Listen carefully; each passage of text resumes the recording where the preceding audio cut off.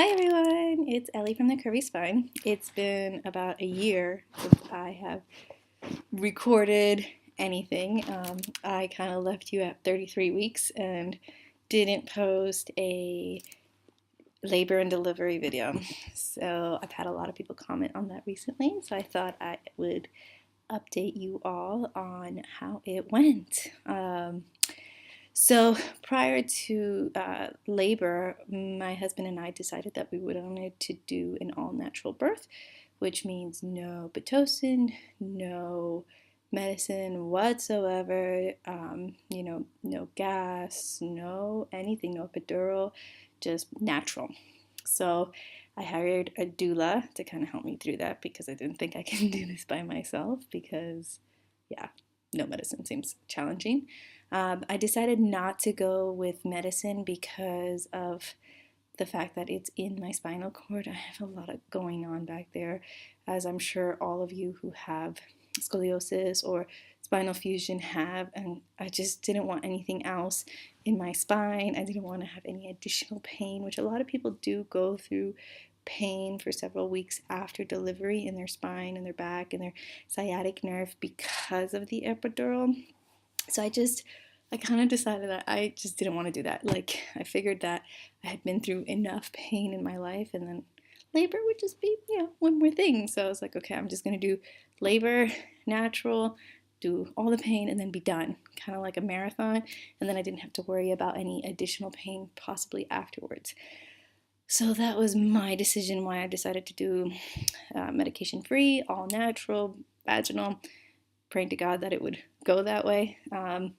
And so, yeah, so I passed my due date by 2 weeks. Lucas just did not want to come out. I was 42 weeks pregnant. I was massive. I looked like I was having triplets. And the reason why is because I'm a pretty short person and my spine is fused. And so, like, there was nowhere for him to grow other than out. And like my belly was gigantic. And so I had this massive belly. I was 42 weeks pregnant. I was like, this baby has to come, and he wouldn't come. So I, walked and walked and walked, climbed stairs. I swam. I did basically everything I could to try to get things going. Nothing happened. So at 42 weeks, I had my sac just cut open to try to induce labor naturally, like as natural as possible, without like Pitocin or any other additional drugs.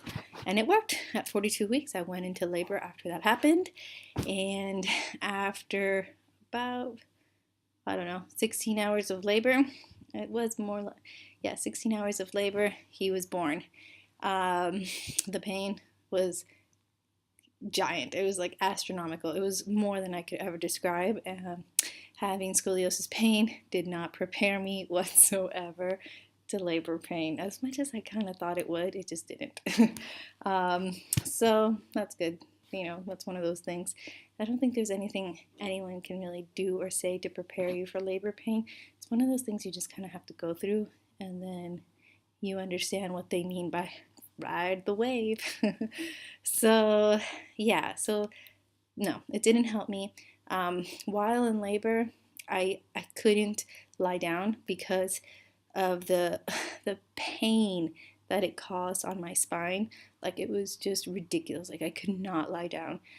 They had me lie down several times because they did fetal monitoring. So you have to have like these things attached to your belly to make sure that everything was okay. And then they also did, checks to make sure that I was dilating. And so during those checks and fetal monitoring sessions, I had to lie down, and it was like the worst thing that ever happened to me. So lying down was horrible. So if you do decide to get an epidural, they'll force you to lie down. Of course, you won't feel the pain, but you might feel it afterwards. I actually have no idea. But I was much happier if I was sitting or if I was standing. So I would take breaks in between sitting at the edge of the bed and standing. I couldn't sit like super low, so they brought me a yoga ball for me to try to bounce and to try to see if I can feel better. No, didn't work.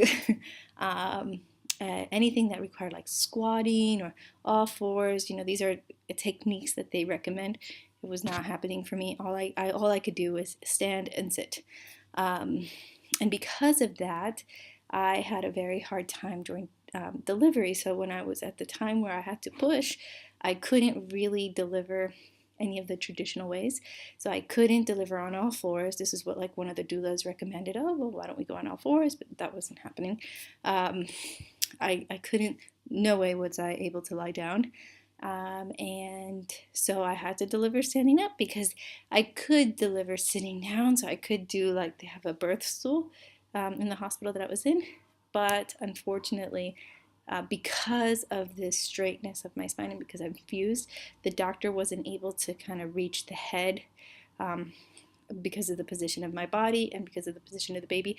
So I had to deliver standing up. I don't know if this is going to be the case for everybody who has spinal fusion, but it was the case for me. So that's just something to be aware of, that you might not be able to deliver the traditional method, and you want to have a doctor, a midwife, someone who's just kind of understanding that your body may work a little different than other people's bodies. So delivery and labor, I feel like it was as normal as could be. Afterwards, I did have some major hemorrhaging, but that wasn't because of scoliosis. That was just because of the way it is. So I had to have surgery like immediately after. So I had major hemorrhaging and rushed into surgery. But that wasn't related to scoliosis. So kind of like my takeaways with delivery and labor is that, just be prepared for a whole lot of pain. Understand that your body's going to work differently, so you have to kind of just go with your body. What you're thinking labor is going to be like or how you want to deliver may not actually be the way your body can work, because your body's not as flexible as other people's bodies. So delivering lying down may not actually be the best way for you. So yeah, that's all I've got. So let me know if you have any comments or questions, and I'll talk to you soon. Bye.